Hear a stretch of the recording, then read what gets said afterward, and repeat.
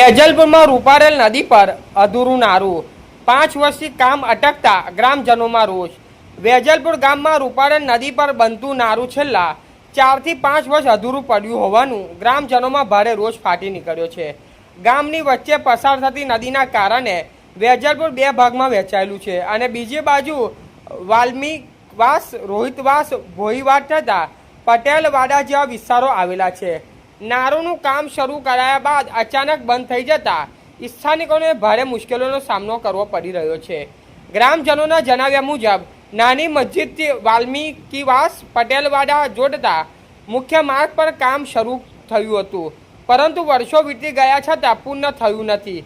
વરસાદી મોસમમાં પાણી ભરાતા બંને બાજુનો સંપર્ક તૂટી જવાથી ભીતિ વધી રહી છે। અગાઉ એક વિદ્યાર્થીએ નદી પાર કરતી વખતે જીવ ગુમાવ્યો હોવા છતાં તંત્ર જાગતું નથી, જેના કારણે લોકોનો વધુ આક્રોશ છે। ગ્રામજનોનો આક્ષેપ છે કે કામમાં બેદરકારી સાથે સરકારી નાણાંના દુરુપયોગની પણ સંભાવના છે।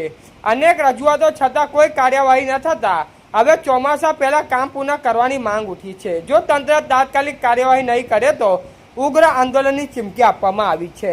રિપોર્ટર તાહિર ટપલા, ગોધરા।